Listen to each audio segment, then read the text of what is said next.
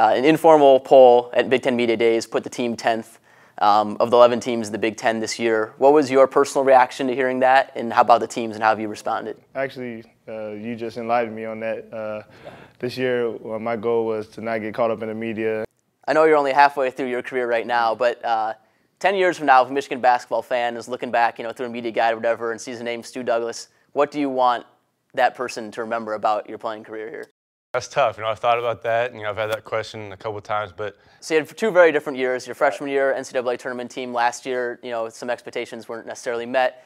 What have you taken away from that experience? Freshman year, we kept getting better every single day. Last year, we hit some roadblocks and we hit adversity. We didn't, overcome it as well as we did my first year here.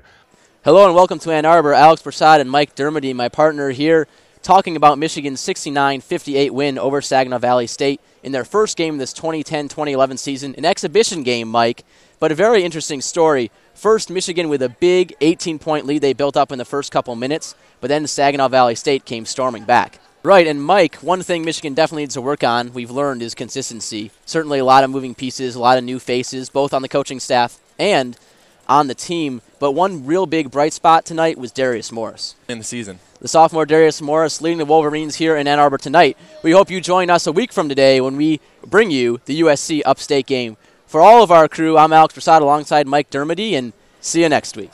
Alex Prasad and Adam Brewster here at Chrysler Arena, site of Michigan's big 80-58 win over the Gardner-Webb Running Bulldogs here tonight. John Beilein's 600th win, Adam, and the offense was hitting on all cylinders for the Wolverines. Certainly you have to look to Jordan Morgan with a 20-point performance in only 29 minutes. Also, the defense spurred a lot of that offensive production. Gardner-Webb with 10 first-half turnovers. All right, that's all we have from Ann Arbor for you this evening. For Adam Brewster and the rest of our U of M student crew, so long. And hit on to left center field, and Ryan Lamar can only watch it go. The same location that Chris Lashmitt hit 2 home runs Friday night, and now Northwestern's lead has been doubled. 8-0 Wildcats here, still on the top of the second. And this one driven to deep left field. Will it be out? No. Bounces just before the wall. Fielded by Rowan in left field, and that's going to score a run. RBI double for John Lorenz, and Michigan cutting that lead now down to 8. Beyond the speedy guy over there at first base. Here's the 0-2. And Bursett skies this one to right center field. The wind's carrying it, and it's out of here. A home run for Chris Bursett. And Michigan has scored 12 straight runs and are now down only 2 here in the bottom of the 7th at the plate. Already with a home run. Can Michigan complete this comeback? Or is Zach Morton going to finish this off? And Chris Bursett to right field. And this one is over the wall. Home run, Michigan Wolverines. And Chris Bursett has tied up this game at 14. A 14-run comeback for the Michigan Wolverines. Here's a big blast to center field. And that ball is gone. An improbable comeback. Mike Dufek rounding second base and rounding third to come home for the Michigan Wolverines. Michigan rallies from 14 runs down to beat the Northwestern Wildcats 15-14 here at Ray Fisher Stadium. Hello and welcome to Varsity Blue. I won't say Varsity Blues quite yet. I think we all agree on that one. I guess next weekend we'll decide. I'm Alex Prasad, Adam Brewster, David Nowes. Obviously a disappointing game this weekend, guys. And Denard Robinson, David. The magic wore off pretty quickly there. Gotta mention the corporate sponsors. We have to go to commercial break and pay some bills ourselves. Coming back on the other side, we'll talk about the Big Ten. Illinois, decent? Stay tuned. Welcome back to Varsity Blue. Alex Prasad, Adam Brewster, David Nowes, and perhaps the only fans in the Big Ten feeling more blue than Michigan fans this week might be Penn State fans.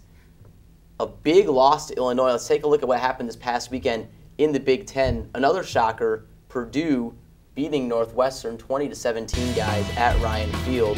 Well, I will be stubborn as well and pick Michigan. I think we've been equally right and wrong so far this year by numbers, but I have a good feeling about this game. That's all the time we have this week on Varsity Blue. Be sure to check back next week when we will be talking about a big Michigan win. It's definitely been the story. Let's take a look at what happened in South Bend this past weekend. Right off the bat, Michigan playing a little bit undisciplined. Jordan's Kovacs with a personal foul right there. Dane Christ finding Kyle Rudolph for 18 yards. Rudolph had a monster Saturday on Monster Saturday. There's another catch right there. Gets down to the 1-yard line. This is Notre Dame's opening drive, moving the ball. It goes 13 plays, 71 yards. Notre Dame looked really good early, but Oh, I'm thankful for so many things, and I praise God for what He's done for me. Ernie Harwell is a humble man from a small town in Georgia and is considered one of the greatest broadcasters in baseball history. I think my favorite opening day was probably when we opened Comerica. Interview with Willie Mays. Connie Mack.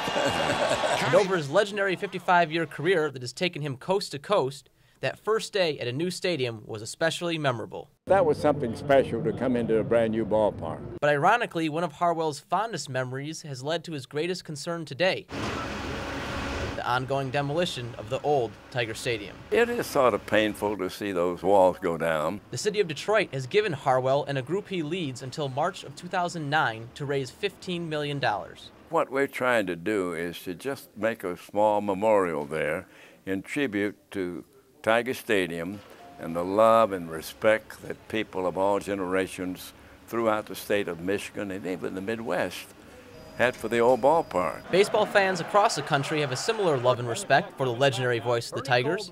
He sat in the booth in Detroit for 40 years and had a bird's eye view of both the 1968 and 1984 championship teams. You know, you get full of emotion when you see something like that, the appreciation of the fans, and I'll never be able to return all the love and affection they've given me, but I keep trying. Harwell was fired in 1991, and the fans were outraged. He was quickly reinstated by new owner Mike Ilitch. Ilitch then made sure Harwell was the only non-player to be enshrined in Comerica Park's center field. While Harwell has been honored at Comerica, his heart will always be here at the corner of Michigan and Trumbull, whether or not a part of the old Tiger Stadium is still standing.